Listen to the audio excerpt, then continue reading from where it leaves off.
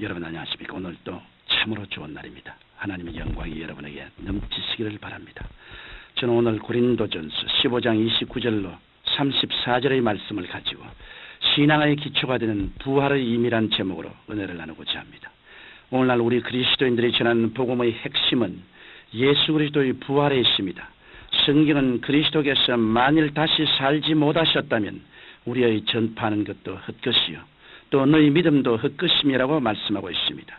이처럼 예수 그리스도의 부활은 우리의 신앙의 기초가 되고 근본이 됩니다. 그런데 일부 현대 신학자들이나 많은 이단들 가운데서는 부활 같은 것은 없다고 주장합니다. 하지만 예수님은 분명히 죽은 자 가운데서 부활하셨습니다. 이 사실은 구약 성경에 예언되었고 신약 성경에도 많은 사람들이 목격하고 증거한 것입니다. 뿐만 아니라 하나님께서는 예수님의 부활의 증거로 성령을 우리에게 보내주셨습니다. 예수님께서는 하나님 아버지께로서 가면 아버지께로서 나오시는 성령을 우리에게 보내주시겠다고 약속하셨습니다. 또한 예수님께서 부활하셔서 하늘나라로 가지 않으면 성령이 우리에게 오시지 않는다고 말씀하셨습니다. 그러므로 성령이 이 땅에 오시고 또 우리들에게 오신 것은 예수님께서 부활하여 승천하셨다는 명백한 증거가 되는 것입니다. 만일 우리의 가족이나 친지가 외국에 가 있을 경우에 그가 그곳에 있다는 것을 어떻게 알 수 있습니까? 우리는 외국으로부터 그가 보낸 전보나 편지 등을 받으면 그가 그곳에 있음을 알 수 있게 되는 것입니다. 이와 같이 성령이 역사하는 교회나 성령 충만한 사람들은 성령으로 말미암아 예수님의 부활 성천에 대한 확실한 증거인 예수 그리스도의 편지들인 것입니다. 그러면 예수님의 부활이 왜 그처럼 중요한 것일까요?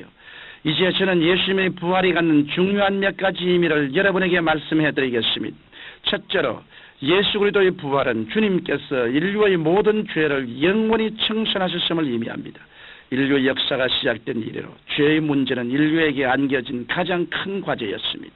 그러나 움직일수록 더 깊이 빠져들어가는 수렁처럼 인류가 죄의 문제를 붙잡고 발부둥 칠수록 인류는 점점 더 깊은 죄의 수렁 속에서 허덕이게 되었습니다. 그러면 죄가 왜 인류의 역사 속에 들어와 끈질기게 인류를 도적질하고 죽이고 멸망시키는 일을 하게 되었을까요?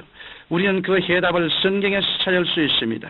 성경은 분명히 첫 인간인 아담이 그 안에 하와와 함께 하나님의 명령을 어기고 반역함으로 죄가 이 세상에 들어왔다고 말씀하고 있습니다.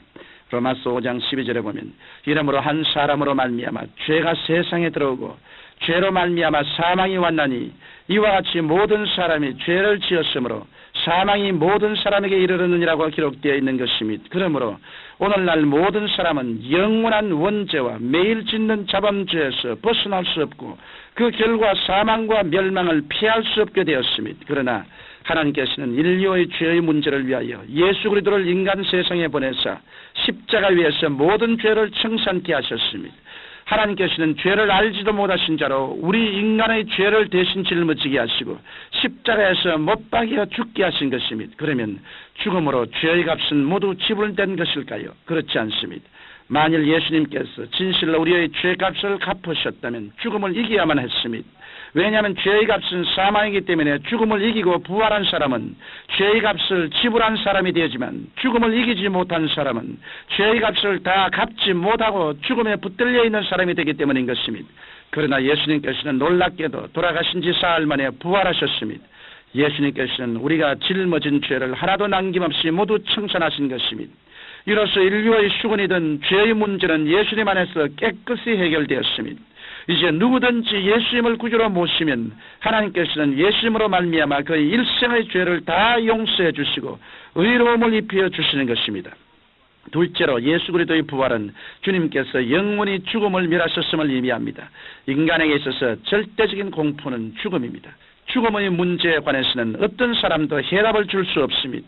사람들은 죽음의 임박에서 죽음이라도 더 살려고 몸부림치지만 꿈같은 소망일 뿐 더 살 수 없습니다.